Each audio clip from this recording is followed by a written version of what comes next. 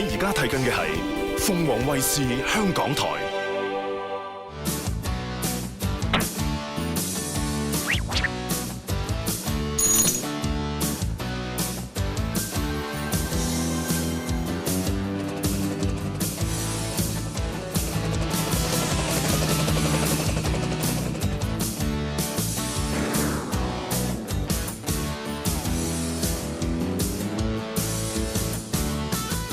歡迎大家都收睇康樂園呢個節目㗎。咁今日咧亦都請到咧就係家庭全科醫學博士鍾國權醫生上到嚟啦，同大家咧再講下咧一啲嘅病症嘅。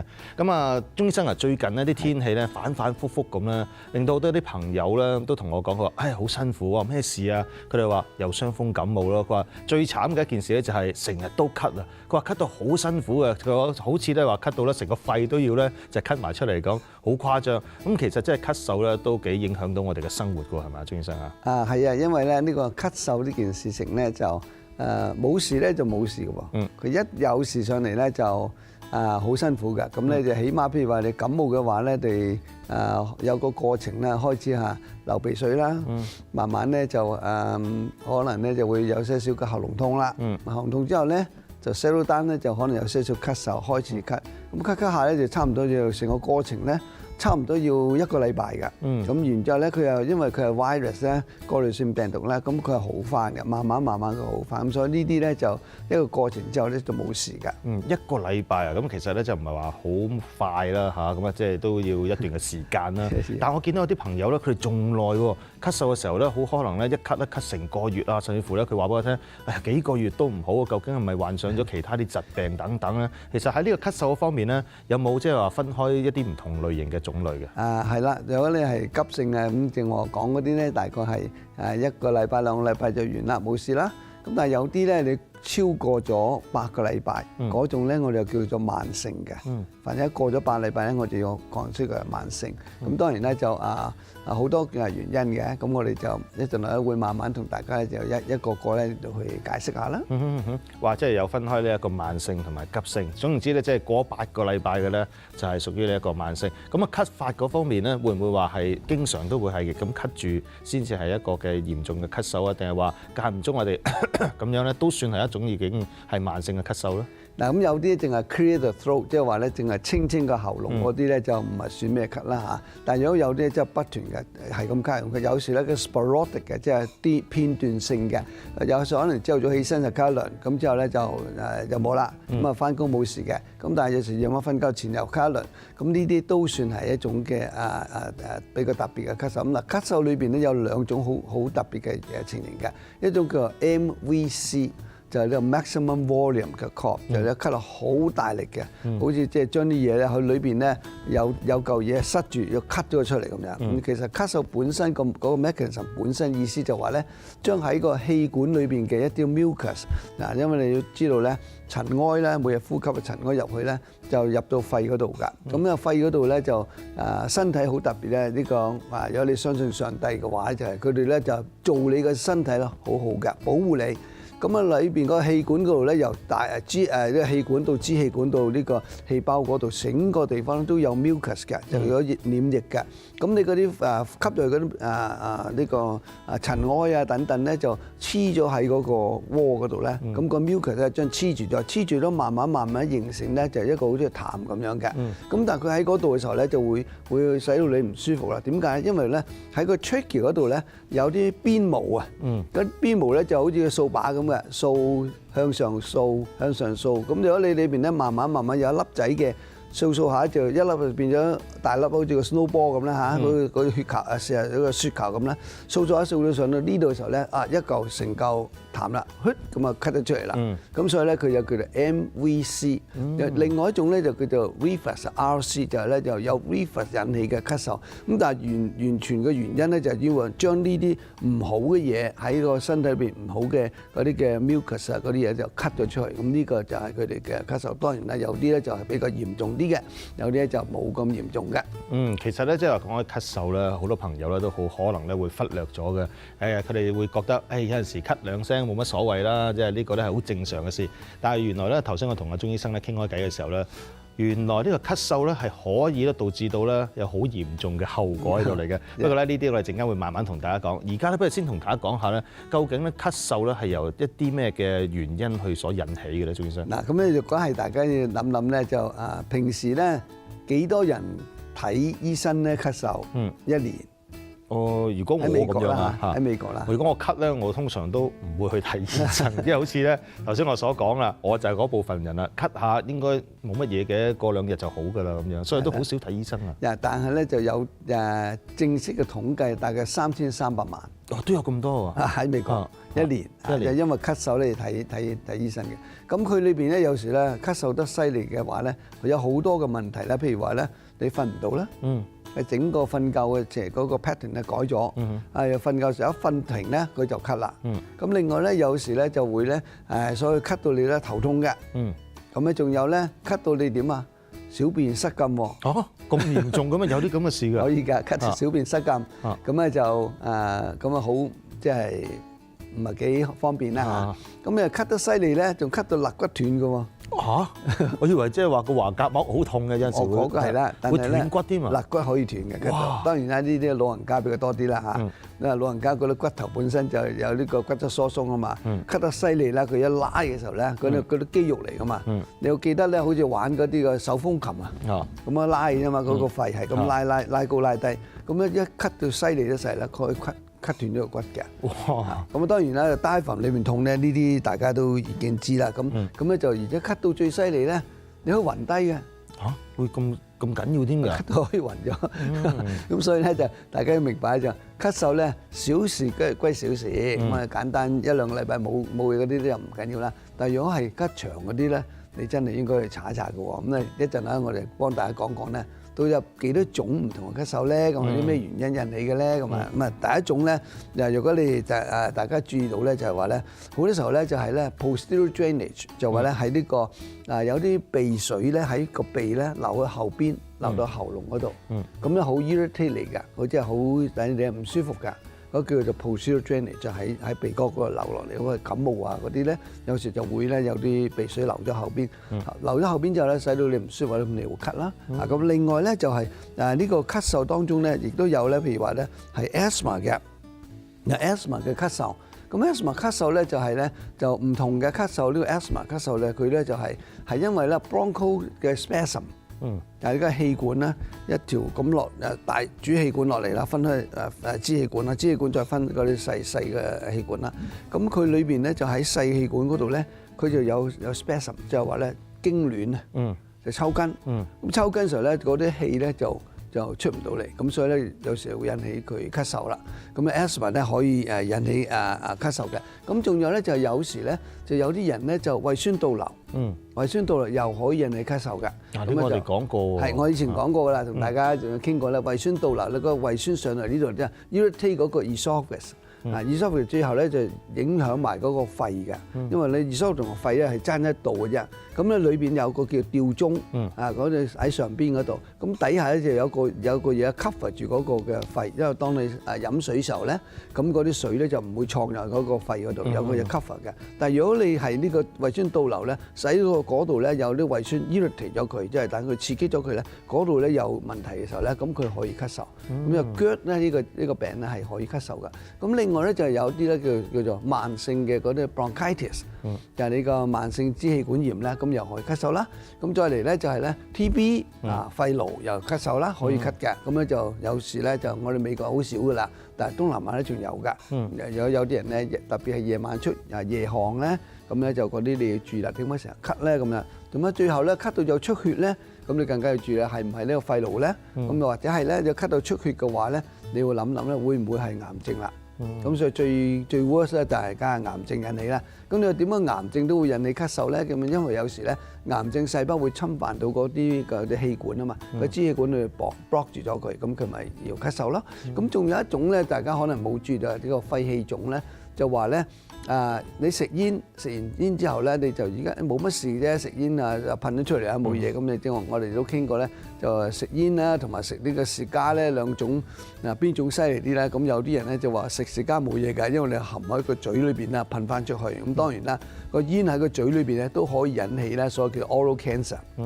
嘅口腔嘅癌症啦。但嗰個我哋唔好講住啦。咁淨係話咧，佢個煙喺個口裏邊咧，會唔會吞一樣有可能咧吞入去？嗰士加同埋 cigarette 咧兩個咧都可以引起咧慢性嘅嗰個嘅氣管炎㗎。咁仲有咧就係因為呢個 ash 啦，呢個食嘅煙咧嗰個噴出嚟嗰啲煙霧係咪？其實嗰啲煙霧點解睇到煙霧咧？係因為 ash 係嗰啲燒咗嘅嗰啲 carbon 嚟㗎，即係嗰啲碳啊嗰啲碳嚟㗎，嗰啲碳咧就喺嗰個空氣嗰度飄下飄下咁，佢就嗰啲煙啦。咁但係當你一吸入去肺嘅時候咧，嗰啲嘅碳咧就同你嗰啲黏膜咧就黐埋啦，就好似正話我講嗰啲灰塵咧，平時而家呼吸灰塵入去嘅時候咧，咁個黏膜將佢黐住咗，等佢咧就唔好入到肺裏邊啦。但係如果你吸嗰啲嘅ash 入去咧，即係燒完個煙嘅煙紙啊、煙灰嗰啲煙草咧，嗰啲嘅 ash 入咗去裏邊咧，咁嗰啲黏膜就將佢黐住咯喎，黐下咧，咁咧就慢慢，因為佢係 carbon 嚟嘅，carbon 咧就加埋水咧。就可以咧變成咧好似 cement 喎，好似水泥喎。咁你諗諗咧，將水泥擺你個氣泡裏邊咧，咁好快啲氣泡俾佢磨爛咗。咁磨爛一個就冇一個㗎咯喎，佢唔可以再生㗎喎。咁一個人身體一邊咧100萬個細氣泡。咁你慢慢燒，整下咧，一個壞咗一個壞，即係好等於咧一個房裏有100萬個氣球，你揾啲汁吉一個咁爆下越嚟越少，咁啊可能得翻咧20%、30%、40%嘅氣泡喺度咧，咁你呼吸咧就你吸入去嘅氣有，但係咧佢做唔到呢個換氧啊，因為嗰啲氣呢個身體裏面嘅嗰啲嘅carbon dioxide咧喺個靜脈嗰度帶到去肺嗰度通出嘅時候咧，就經過呢度個血管。一條血管靜埋一條動脈咧，就經過氣泡將嗰啲嘅 carbon dioxide咧就送咗上氣泡，由氣泡度排咗出去啦。咁若果你係氧氣咧，就出邊咧鼻哥吸咗入嚟，即係氧氣咧就經過呢個動脈咧就帶翻入去。咁所以呢個換氧嘅機能咧就失咗。咁所以變咗嗰啲肺氣腫嘅人咧，就係因為佢係 chronic obstructive lung disease 咧，咁佢吸入嚟，但係咧佢換唔到氧氣，所以變咗咧好辛苦。就好似嗰啲人咧係喺浸咗水嗰度。浸咗水嘅時候咧，你知道咧，唔識游水嘅人咧，又唔識呼吸㗎，咁喺水底度咧，你呼吸唔到咧，好辛苦㗎。咁所以嗰啲 COPD 人咧就咁樣。咁但係呢個 COPD 咧，呢種病咧就肺腫病咧係多數都係因為咧食煙嘅引起嘅。所以咧即係點解我哋成日都會見到咧食煙嘅人士咧，經常都會咧咁樣啊，會係清喉嚨啊，又或者咧經常咁咳嗽嘅。但係咳嗽咧千祈唔好睇笑，咁啊好似頭先啦鐘醫生所講啦，原來都可以導致到咧有咁多咧啲嚴重後果嘅。咁究竟喺治療嗰方面有冇一個好好嘅方法咧？咁啊，我哋先嚟休息一陣間先，稍啲翻嚟咧再同阿鐘醫生咧喺度講下咧呢一個嘅咳嗽嘅話題啊。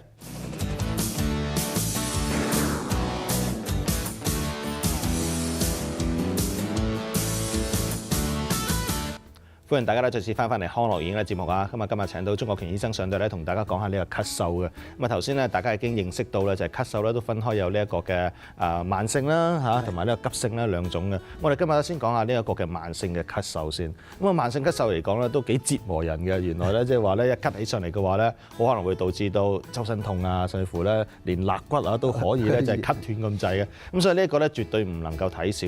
咁啊喺呢一方面嚟講咧，而家醫學咁昌明啦，究竟即係有冇一啲嘅醫藥品咧，可以係治療到呢一個嘅慢性嘅咳嗽咧？有好多啲朋友同我講，佢話：咳嘅話唔緊要嘅，出去咧買啲成藥翻嚟咧，即係飲2啖咧就已經係得㗎啦。其實呢一個亦都係咪好可行嘅一個方法嚟嘅咧？有好多人咧都係買啲川貝啊嗰啲啦，飲下啦，或者係甚至有啲整啲 home 嘅 remedy 啊，即係家庭嘅嗰啲嘅秘方啦。咁亦都有啲就係用啲中藥啊咁樣都 OK 嘅，唔係冇問題。因為多數咧96% 嘅嗰啲嘅呢個咳嗽咧係因為 virus 引起嘅。virus 本身佢根本係 self-limited，佢自己會控制到，佢慢慢就會過去。大概1個禮拜10日咧就冇咗嘅。所以大部分係咁樣，除非佢咧係呢個 bacterial 嘅呢個 infection，即係細菌性嘅，或者好似 TB 嗰類咧，咁你就要注意啦。咁啊嗰啲就一定要食藥嘅，食嗰抗生素等等。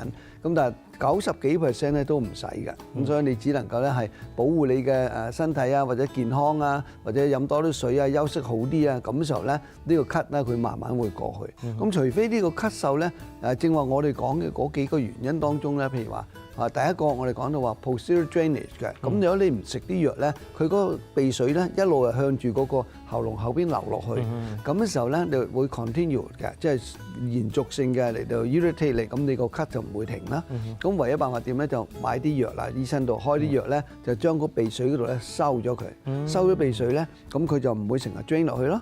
嗱咁呢個之外咧就正我哋講過咧就係 asthma 啦。咁 asthma 嘅時候咧就大家要揾醫生啦，因為咧就多數氣我哋已經講過 asthma 嗰個 mechanism 咧嗰個機轉咧係嗰個氣管嘅痙攣就抽筋，就同咧 COPD 完全唔同嘅。COPD 就成個 air sac 咧爛咗。係你吸入嚟換唔到氧啫，呢個唔係你根本就入唔到嚟個藥個氣，你呼吸嘅氣咧入唔到去嗰個 air sac 嗰度block 住咗。咁所以你要如果知道呢個 mechanism，咁如果你到時有乜病嘅話咧，你就應該咧揾醫生咧俾你食啲藥咧，等佢放開佢，等嗰個 bronchial asthma 咧就等佢咧放開，等佢咧唔會話塞住，咁咧可以醫好佢㗎。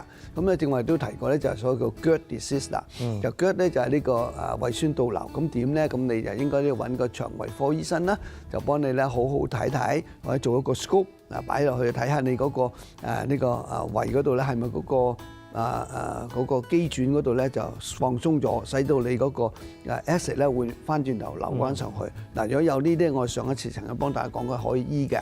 咁有啲可以用 surgery 啊，有啲可以用呢個藥物啊等等去醫好佢。咁所以咧，你應該同個醫生咧就傾睇下點樣能夠將你個腳咧搞好咗佢。搞好咗之後咧，冇咗嗰個 acid 翻上去個喉嚨度咧 irritate 嗰度咧，咁你就唔會去咳啦。咁咧就再嚟咧就係咧就我哋講過有 bronchitis chronic 嘅 bronchitis 慢性嘅支氣管炎咧。咁咧如果你係因為有 virus 咧就會過去啦。但 bacteria 咁你一定要食藥㗎。咁食藥之後咧就等嗰啲發炎嗰啲細菌咧殺咗佢咧，咁慢慢就會好啦。咁仲有一種就係我仲有提過就係 TB 嗰度咧，就係話咧而家我哋美國咧好少 TB 㗎。咁但係問題咧東南亞有啲移民過嚟咧，所以而家呢度都有 TB 㗎啦。都有㗎。因為佢好多移民過嚟啊嘛，帶翻過嚟啊嘛，所以大家知道呢個新移民過嚟咧，佢一定要查你 TB 啦。如果你喺香港或者中國你做個卡介苗咧，咁你要一定 positive，個 skin test 一定 positive 㗎。咁 positive 點咧就等於你 expose 過啫，但唔係等於你有啊。咁點咧？佢就要照張 chest X-ray。個 chest X-ray 照咗之後咧，睇下有冇肺裏邊有事。如果你有個黑影咧，咁佢就當你係有嘅。咁雖然呢個黑影本身咧唔係等於你 open 嘅呢個 TB，可能已經係 calcify 咗嘅，即係鈣化咗咧，根本冇事嘅。但係佢唔理咁多嘅，呢個衛生局咧就全部要你食2年。哦。一定要食㗎，而且咧佢仲嚴重到咧，就要你咧去嗰度報到，真係話俾你聽你有冇食到。有好多人咧攞咗藥翻屋企，就咁擺咗喺度啊，掉咗，嘥咗剩好多錢嘅。咁但係佢話：我都冇事，我唔食啊。咁好多人攞咗翻去掉咗嘅。咁所以咧，政府而家要求佢哋就你真係嚟報到。係咪有食到？即係要 check 嘅。要啊，咁 make sure 你真係有食啊嘛。咁咧就呢啲藥咧係好好嘅，咁啊可以醫好肺癆嘅。咁但係多數人咧能夠行得走得咧過到嚟咧，多數就唔係 active 嗰種。active 嗰種咧就話咧，你個 TB 細菌咧仲喺個肺裏邊咧，仲係活嘅，唔係俾嗰啲人咧，好似細菌好咗啲咧，就好似揾個 cement 揾水泥包咗佢，咁佢喐唔到啊，出唔到嚟損害唔到第二啲人㗎。但係如果你一發現到 open 嘅呢個 TB 嘅話咧，整個醫院裏邊整個 unit 嘅人全部都要去做 chest X-ray。佢好犀利嘅，因為咧我哋試過有一次我自己都要去做張 chest X-ray，因為咧我哋有個病人 handle 咧，佢翻到佢 open TB，咁我哋全部個個收到單，冚唪唥要去照 X-ray。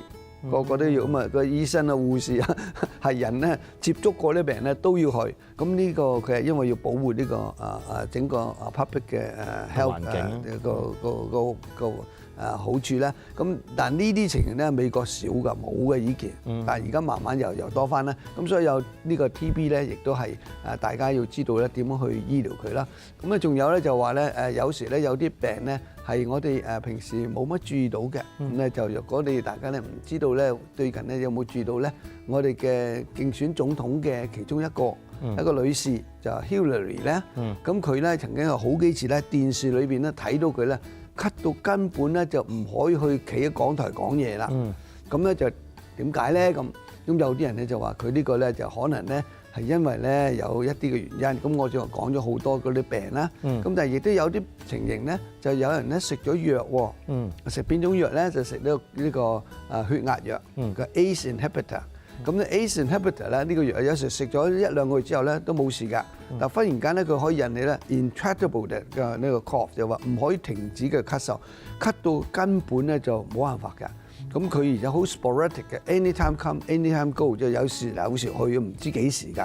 咁呢種藥咧藥咧可以引起呢個情咧，咁如果你有咁你食呢種藥嘅，你喺個醫生度攞到呢個高血壓藥翻嚟，你會食完之後咧一段時間點解咳得咁犀利咧？又冇咩傷風鼻塞嘅症狀喎，咁你應該翻去同你心臟科醫生咧講，或者你家庭科醫生講咧話，喂，我咳得好犀利，醫生呢個點咧？咁睇睇佢係咪咧俾咗 ACE inhibitor、ACE inhibitor 咧？呢個可以引起咁樣咳嘅。咁如果係真係咧，咁嘅醫生就換啦，換咗佢之後咧，大概2個月到咧，你慢慢就冇㗎啦，冇事冇事之後，如果你個醫生真係想你再翻去再用咧，佢可以再試。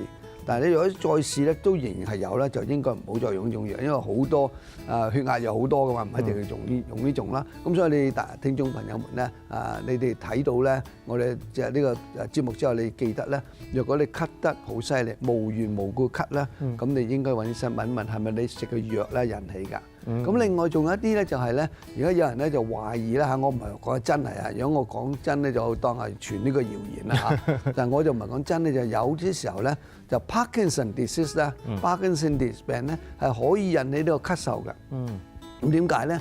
因為 Parkinson disease 咧，佢主要就引你嗰個 muscle 嗰個 coordination 唔好啊，嗰個 muscle 嗰個調整嘅關係唔好咧，所以有時咧佢可以引起呢個 persistent 嘅 coughing。咁咧就譬如你知道啦，巴金森嘅病人咧就開始慢啦，動作慢啦，同埋嗰啲肌肉啊慢啦，同埋有時咧佢 twitching 啦，同埋有時候震啦，咁仲有一就犀利嘅時候咧，就到佢行路都行唔到嘅，即係好 rigidity，好隻腳咧拎唔到出去行，好似個 robot 咁嘅，咁行。有時咧佢一拎得起行嘅時候咧，佢腳就行得好快，唔停得㗎，嗰個叫做 cartwheel 嘅 step。就隻腳咧就一係就行唔到，一行到突咁去，咁所以你睇到呢就已經係好慢嘅。但係咧，當呢個Parkinson disease 咧到稍為咧就係後期啲咧3期到咧，就你嗰啲人咧可以引起 pneumonia 嘅。呢個 aspirated pneumonia 就話咧因為你食嘢咧吞唔到啊，吞咽嗰度個肌肉咧調整得唔好嘅時候咧，佢咧可以咧將個食物原本應該有食道嘅。食唔到創咗嗰個氣管度，氣管入咗之後咧就變咗咧可以入去咧變咗呢個肺炎㗎。咁咧因為特別咧，若果由胃嗰度出嚟嗰啲胃酸加埋入去咧，咁呢個更危險，呢個叫做 chemical 嘅呢個pneumonia，咁咧就係相當嚴重㗎。咁所以咧就若果係有人咧有巴金遜病咧，你一定要注意咧，佢個呼吸系統要好好，因為佢嗰個呼吸嗰個嘅機能咧係受咗損傷㗎。咁如果我哋再嚟睇睇就話咧，其實咧你呼吸呢個嘢咧，你睇好簡單咧，個人都日日都呼吸嘅咧，起身就呼吸嘅咧，咁好似冇乜事。其實咧，若果我哋可能有機會咧，俾你睇到呢個嘅 picture 咧，就佢裏邊咧就係嗰個 cough center 喺呢度，cough center 呢度其他好多係咪嗰啲 receptor？但係有4個 nerve 喎，有4個 nerve 嚟控制整個 mechanism 嘅。咁啊當中咧，譬如咧就係有我哋大家都好清楚嘅咧，就叫做grassopharyngeal nerve 啦，有 phrenic nerve 啦、trigeminal nerve 啦同 vagus nerve 4條 nerve 咧控制整個呼吸嘅嗰個嘅 mechanism。如果任何一個地方有問題咧，咁你呼吸就唔好嘅時候咧，變咗你嘅咳嗽咧就可以發生嘅。話個覆蓋範圍都幾大喎，由呢個後腦啦，一路到去呢一個嘅氣管啦，呢個就 centre，然之後再落到嚟個肺嗰度啊，甚至乎呢個橫膈膜嘅地方啊，都係全部都係嘅。係啊，好犀利嘅，所以咧咳嗽唔係咁簡單一件事。如果有咧，一定要同你家庭科咧好好地傾傾咧，然後咧就話查清楚到底係咩原因。嗱咁譬如話講到咁點醫佢咧咁啊我就講咗唔同嘅原因就唔同醫法啦。咁但係普通嘅譬如話 virus 嘅最前面嗰2個禮拜嘅咳咁點咧？咁多數咧就俾你食一啲嘅咳藥水，咳藥水咧有加些數 codeine 落去㗎。咁 codeine 而家咧美國 control 得好緊要㗎，就唔係佢哋凡係一開張 codeine 咧，一定要 prescription 裏邊咧係有 triplicate 嘅，即係嗰啲嘅防止呢個carpy 嗰種嘅藥單先可以開㗎。咁有 codeine 嘅藥咧，呢個 pharmacy 會好小心睇。咁因為美國管制得好嚴㗎。咁就點解用 codeine 咧 ？codeine 可以將呢個 call center 咧喺後腦嗰度咧。可以將佢咧 suppress，等佢咧唔好stimulate 嗰個咳出嚟。咁你 suppress 咗之後咧，咁你個咳嗽咧就會減低好多。咁但係有時咧咁都唔得喎，點辦咧？咁有啲人咧就用咩咧？就用呢個中藥。但我都唔反對用中藥㗎，因為有啲中藥咧佢係可以幫啲人咧係咳嗽裏邊咧，好奇怪喎！我朋友咧2個幾月咳到根本用晒啦，咩川貝乜嘢咁用晒啦，都唔得喎。咁點咧？咁我你不如睇睇我哋嘅中醫朋友啦。咁睇完之後咧食咗4劑藥，搞掂，好晒，你都冇聲出啦，係咪？咁所以我係唔會反對嘅，但係咧就一定要查出咩原因先。對症下藥，對症啦，你知道啦。咁啊，如果你真係呢藥都試過唔得，你應該咧就去考慮下中醫嘅。嗱咁所以咧，即係喺咳嗽嗰方面咧，大家千祈唔好睇少啊！我相信咧，即係每一日咧日咳夜咳嘅話咧，都會好影響你嘅生活啊同埋工作嘅。咁如果你又想有一個好好嘅身體嘅話咧，就好似阿鍾醫生所講啦，一定咧要去檢查下身體，對症下藥，真正咧將呢一個嘅咳嗽咧治療好嘅話咧，咁你嘅即係生活啊同埋工作嘅時候咧，都會係開心好多嘅。咁今日咧好多謝晒咧，就鍾國權醫生咧上嚟同大家講咗呢個嘅咳嗽啦嚇。咁我哋下一次節目時間嘅時候咧，再請阿鍾醫生咧同大家咧講下另外一個病症啦。咁今日咧康樂園咧就到此為止，多謝晒大家收睇，下次再見啦，拜拜，再見。